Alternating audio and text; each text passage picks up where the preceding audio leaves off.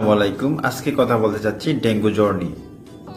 Dengue জ্বর এই সময়ে ডেঙ্গু জ্বরের প্রকোপটা অনেক বেড়ে গেছে। এই মাসেই দেখা যাচ্ছে ৩,০০০-এর বেশি রোগী বিভিন্ন জায়গায় আক্রান্ত হয়ে হাসপাতালে ভর্তি হয়েছেন এবং প্রায় ৬০ জনের মতো রোগী এখন পর্যন্ত মারা গেছেন। আগে শুধু দেখা যেত যে ডেঙ্গুটা শুধু ঢাকাতেই বেশি হতো, অন্যান্য জায়গায় খুবই কম পাওয়া যেত। কিন্তু এবার দেখা যাচ্ছে যে ৬৪টি জেলার মধ্যে প্রায় ৫৫টি জেলাতে এখন পর্যন্ত বিভিন্ন হাসপাতালে ডেঙ্গু রোগী পাওয়া গেছে। সুতরাং দেশের সবাইকে সচেতন এবং সতর্ক থাকতে হবে। ডেঙ্গু এখন সব জায়গায় হতে পারে। হচ্ছে এই বর্ষা সিজনে পরিষ্কার পানি বিভিন্ন জায়গায় জমে থাকে এবং জলাবদ্ধ জায়গাতেই এডিস মশারা ডিম পাড়ে এবং বাচ্চা ফুটায় এবং পরিষ্কার পরিচ্ছন্ন বাসা বাড়িতেই এডিস মশারা বেশি বসবাস করে থাকে এবং এডিস মশা ডেঙ্গু নামক ভাইরাসকে বহন করে এবং সেই ভাইরাস এডিস মশা যেটা ডেঙ্গু বহন করে সেটা যদি কাউকে কামড় দেয় এবং যাকে কামড় দিবে তার মধ্যে এই ভাইরাসটা ঢুকে যায় এবং তার শরীরে এই ডেঙ্গু রোগ করে ফেলে। এখন ডেঙ্গু জ্বর হলে কি কি লক্ষণ থাকবে? ডেঙ্গু জ্বরে জ্বর আসে, প্রথমে প্রচন্ড জ্বর হয়, 104 পর্যন্ত যায়, সমস্ত শরীরে ব্যথা হয় এবং এমন ব্যথা হয় মনে হয় যে হাড়গোড় ভেঙে যাচ্ছে এবং মাথা ব্যথা হয়, চোখের মধ্যে ব্যথা, প্রচন্ড ব্যথা, চোখ নাড়তে গেলেই ব্যথা অনুভূত হয়, কারো বমি হতে পারে, পেটে ব্যথা হতে পারে এবং যাদের জটিল পর্যায়ে ডেঙ্গু জ্বর চলে যায় তাদের দেখা যায় যে লালচে দাগ আসতে পারে শরীরে এবং নাক মুখ দিয়ে রক্ত যেতে পারে, পায়খানার সাথে রক্ত যেতে পারে, বমির সাথে রক্ত যেতে পারে। সেটাকে আমরা বলে থাকি ডেঙ্গু হিমোরেজিক ফিভার। আরও যদি জটিলতর ডেঙ্গুতে চলে যায় সেক্ষেত্রে সেটাকে আমরা বলে থাকি ডেঙ্গু শক সিনড্রোম।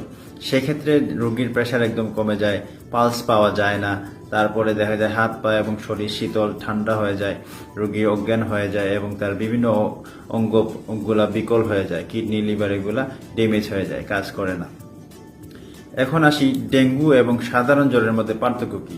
সাধারণ জ্বরের সাথে সাধারণত যেটাকে আমরা ইনফ্লুয়েঞ্জা বলে থাকি, সেটাতে জ্বরের সাথে সর্দি এবং কাশি থাকে, গলা ব্যথা থাকে, কিন্তু ডেঙ্গুতে সাধারণত জ্বরের সাথে সর্দি এবং কাশি থাকে না। এটাই হচ্ছে গিয়ে মূল পার্থক্য।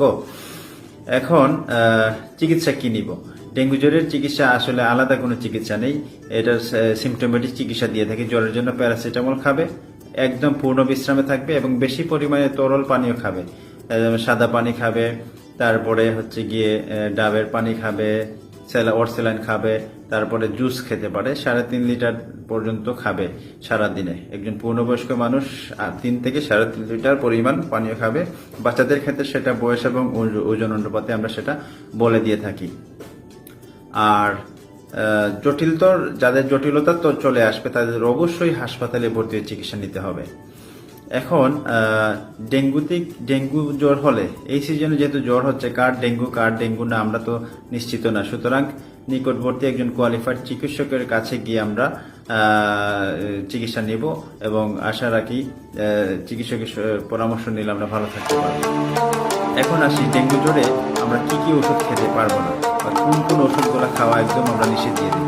যেমন ব্যথানাশক ওষুধ, যেমন ক্লোফেনাক, আইবোপ্রোফেন, ইন্ডোমিথাসিন, নেপ্রোজেন, এইসব ব্যথানাশক ওষুধ একদম নিষেধ দিয়ে থাকি এবং অ্যাসপিরিন জাতীয় ওষুধ একদম নিষেধ দিই এবং স্টেরয়েড জাতীয় ওষুধ এগুলো একদম নিষেধ দিয়ে থাকি, কারণ এগুলা ডেঙ্গু জ্বরের যে জটিলতাগুলো সেগুলোকে আরও বাড়িয়ে দেয়। সুতরাং আপনারা সচেতন থাকবেন, নিজের আশেপাশে পরিষ্কার পরিচ্ছন্নতা বজায় রাখবেন যাতে এডিস মশা বংশবিস্তার না করতে পারে।